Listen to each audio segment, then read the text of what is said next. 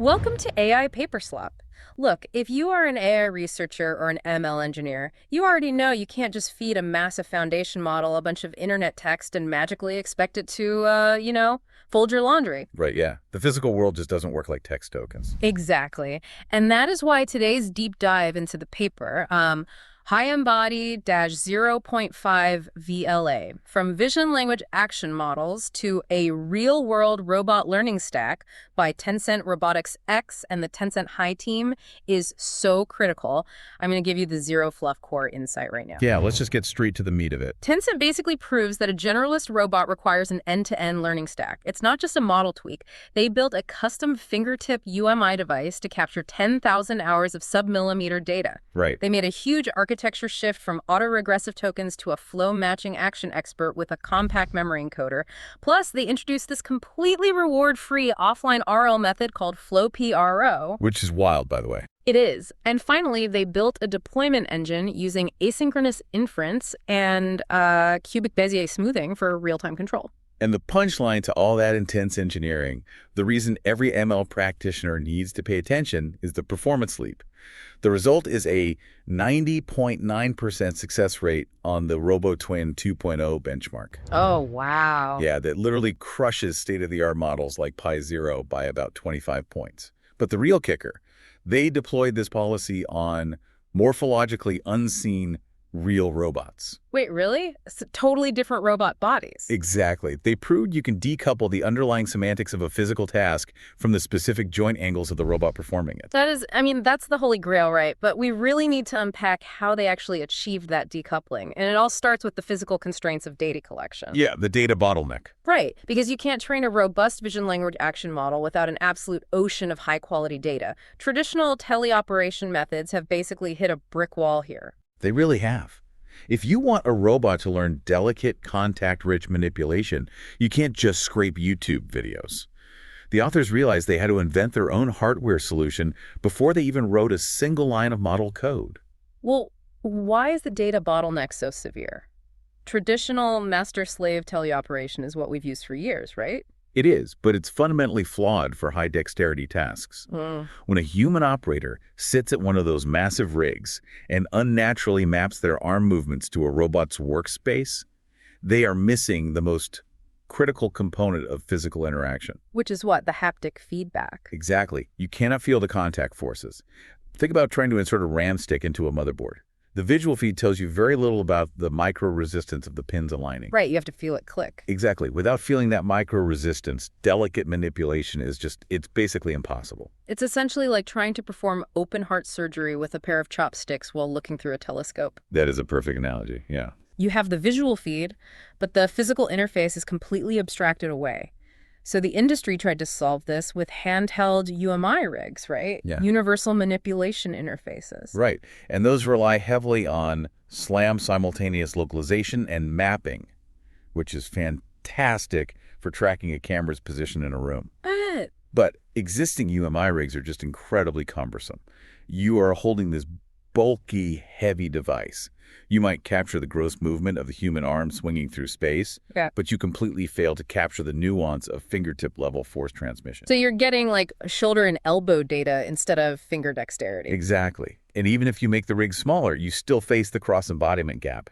Human hands do not move like two-finger robotic parallel grippers. The kinematics are totally different. The dynamics are different, the motion spaces are different, and the perception gap between a human's eyes and a robot-mounted camera is massive. So Tencent's hardware solution to this is actually pretty wild. They built a custom fingertip UMI device equipped with a motion capture cage. Yeah, it's completely trigger-free. Yeah. It uses human-driven actuation right at the fingers. And that allowed them to collect over 10,000 hours of egocentric, sub-millimeter precision human demonstrations, which is a crazy data set. But I have a question about this. Go for it. Does capturing this data directly at the fingertips inherently solve that embodiment gap between human and robot motion spaces? Or does it just, push the translation problem down the line to the model? Oh, it absolutely pushes the translation problem down the line. Capturing the data at the fingertips doesn't change the laws of physics. A human hand still has vastly different kinematics than a robot arm. Right. But what this custom rig does provide is an incredibly high-resolution, high-fidelity map of human intent. It captures the exact uncorrupted sub-millimeter trajectory required to manipulate an object. So the burden of translating that pure intent into the specific joint torques of an arbitrary robot platform is entirely on the software architecture now. 100%. Okay, so now we have 10,000 hours of pristine, continuous sub-millimeter data. But if you feed that massive fire hose of physical data into a standard autoregressive transformer like what RT2 uses the model, just chokes, right? Well, absolutely. Yeah. Because you are taking fluid, continuous physical motion and forcing it into discrete tokens. You're basically treating continuous 3D space like discrete words in a vocabulary. Exactly, and that's a terrible way to model physics. Well, sure. So to handle this much physical nuance without losing the resolution, Tencent developed a completely new backbone called Hy-Embodied-0.5-VLA. And the critical component here for the ML engineers to analyze is the flow matching action expert. Yes. They completely avoid the discretization penalty. Yeah. Instead of breaking an arm sweep into choppy discrete tokens, the action expert regresses a continuous velocity field. Wait, a velocity field? How does that work in this context? Well, flow matching is essentially a generalized framework that transports a simple noise distribution directly to the complex, continuous target data distribution. It predicts a vector field that points from random noise straight to the continuous physical action. Okay, so that solves the discretization problem. We get smooth, continuous generation. But how does this velocity field solve the cross-embodiment translation problem we were just talking about? That is achieved through their delta chunk action representation. Delta chunks, right. Yeah, instead of the model trying to predict the absolute joint positions for a specific robot, which would tie the model forever to that one specific hardware platform, it predicts relative delta chunks in the end effector space. Oh, I see. So mathematically, this decouples the policy learning from the embodiment-specific kinematics. Precisely. The VLA focuses entirely on learning the semantics of the task. It learns how the gripper needs to move through 3D space to, say, zip a pen case. And then it just leaves the platform-specific inverse kinematic solver to handle the translation from that spatial intent down to the actual motor torques. You got it. But wait, predicting these complex relative action chunks requires a really deep understanding of the visual scene over time. You need context. A lot of context. And standard transformers scale quadratically, right? If you are tracking a dense grid of visual patches across multiple video frames, you're looking at a massive computational bottleneck. It's mathematically ruinous on edge hardware. Let's say you have K frames of video, and each frame has N patches. Standard joint spacetime attention requires O of N squared, K squared complexity. Which a real-time robot just cannot process fast enough. No way. The authors solved this by factorizing that joint attention into two separate, highly optimized passes inside their compact memory encoder. Okay, how do they split it? First, they run a causal temporal attention pass over the K frames for each individual patch. Second, they run a bidirectional spatial attention pass over the N patches within each specific frame. So by pulling space and time apart, they reduce the computational cost drastically? Right, from O of N squared K squared down to O of K N squared plus N K squared. Applying a causal temporal mask specifically to match the streaming real-time nature of robot perception is clever. It prevents the model from, peeking at future frames that simply won't exist during a live deployment. Exactly. It forces it to rely on the streaming history. Still, I have to push back a little here. For contact retch manipulation, don't we risk losing critical joint spatiotemporal dynamics by not calculating them together? That's a fair point. Like, if an object is moving diagonally across the frame over time, separated spatial and temporal passes might miss that complex diagonal relationship, right? That is the exact tension in robotics research right now. Theoretically, full joint space-time attention captures those complex relationships perfectly. But in the physical world, latency is fatal. Right. A model that understands the physics of a falling cup perfectly, but takes 500 milliseconds to calculate the required joint torques, is still going to shatter the cup on the floor. Exactly. The factorized approach preserves enough of the spatial reasoning and temporal history to understand the semantics of the task, while keeping the forward pass lightweight enough to run at the high frequencies required to actually catch the cup. Okay, that makes sense. So we have an architecture fast enough to run in real time, trained on an incredible data set, but standard imitation learning inevitably hits a wall with what the authors call last mile dexterity, right? It always does. You can get like an 80% success rate on a task just by copying human data. Yeah. But to get near 100% to handle the weird edge cases, you usually need reinforcement learning. The problem is designing dense reward functions for real-world robotics is famously brittle. I mean, how do you even program a mathematical reward function for folding a shirt without the robot finding some bizarre physics-breaking way to cheat? You usually spend months fine-tuning the reward function, and it still fails in edge cases. But Tencent bypassed the reward modeling nightmare entirely. Oh, wow. They introduced an offline RL algorithm based on proximalized preference optimization, or PRO. Their specific variant is called FlowPRO. To understand the power of this, we really have to look at how they collect the preference data. They call it the intervention and rollback pipeline. This might be the most fascinating operational detail in the entire paper. It's basically the ultimate sheet-roll plus Z for robotics training. It really is. Yeah. Let's walk through a specific failure mode to see how it works. Imagine the operator is overseeing a robot rollout. The robot is attempting to insert a marker into a tight cap. Okay. It miscalculates the angle, misses the opening, and jams the marker against the side of the cap. In traditional RL, you would let the robot fail, and a hard-coded reward function would assign a penalty. Right. With intervention and rollback, the moment the operator observes that erroneous action, they intervene. The system literally freezes time and rewinds. It rolls back by a chosen time horizon. It records that failed jamming segment as the negative trajectory. But wait, the physical state of the environment has already been ruined. The robot just jammed the marker and probably knocked the cap over on the table. You can't just rewind the code. The physical world has changed. Ah, that is the genius of the pipeline. Right.